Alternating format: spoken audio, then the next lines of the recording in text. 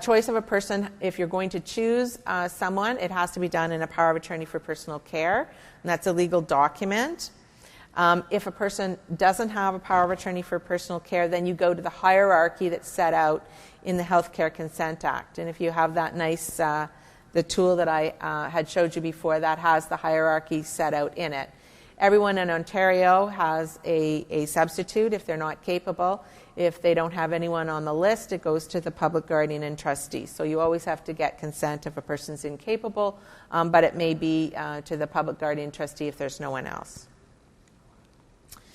Wishes do not have to be in writing, and wishes that are expressed orally can override written wishes.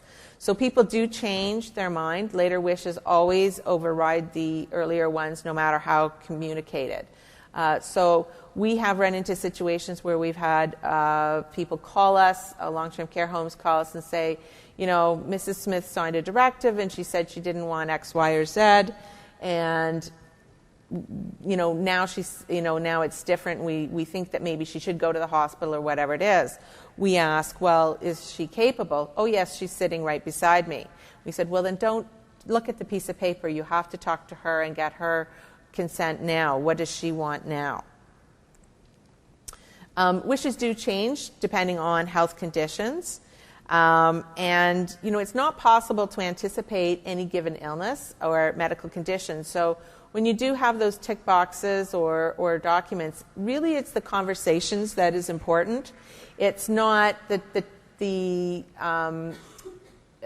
tick, you know, very specific situations, because you can never specify everything that may or may not happen. Vague language is very difficult. Obviously, what one person says, you know, I don't want any machines, is different from someone else. And things do change with science. What may be possible, not possible today, may be possible tomorrow. And this is always one of the issues around advanced care planning. Okay. People cannot be required to complete an advance directive or a level of care form.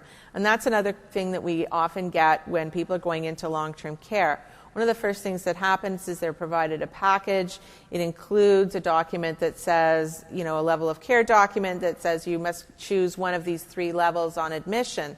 Not only, you know, very often do we not are they not required? Very often it's the substitutes that's being asked to sign those, and they're not legal, of course. They can't be used as part of the admission requirement to go into a home. And if the person doesn't want to use the form, they can obviously give their own consents. They can use their own forms. They can write out what they want specifically.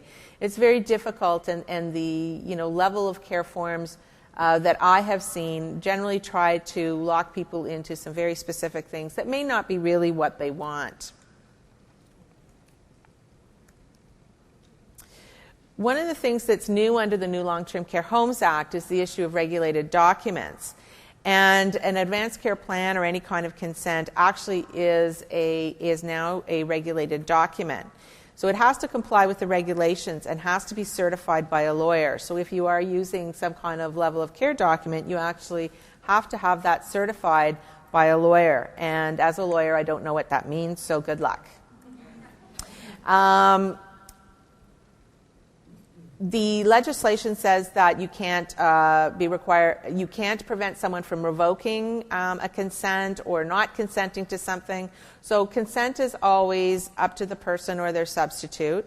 They can revoke or change their mind at any time.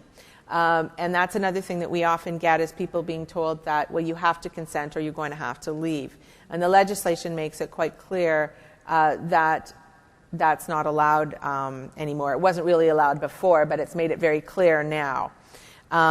It has to comply with the Healthcare Consent Act, and it has to set out the text in Section 83 of the legislation. So there's now a little bit more information in the legislation about what you have to do. Do I have 2 minutes? Okay. DNR confirmation form.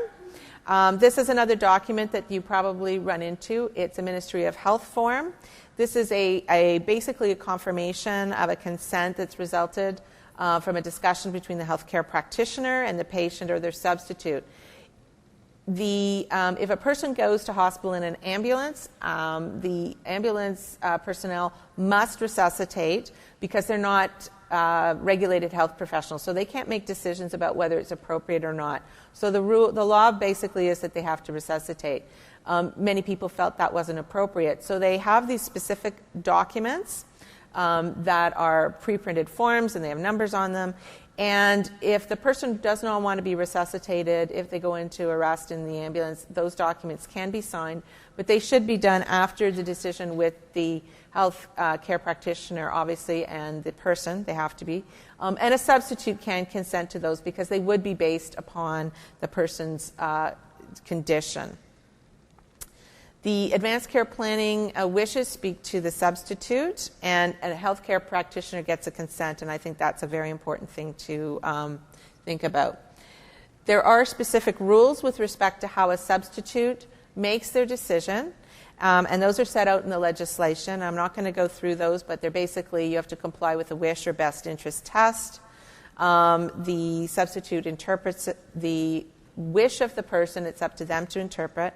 And there is a role for the healthcare practitioner if they do not don't believe that the person is complying with wishes or best interest. They can, obviously, they speak to the person, and if they disagree, they can go to the Consent and Capacity Board. But it's very important for them to realize that they actually have to tell the substitute what the rules are first. This was a case called MA versus Meadus that said that before you bring the person to the board, please tell the substitute what the rules of best interest are. And there's a number of applications.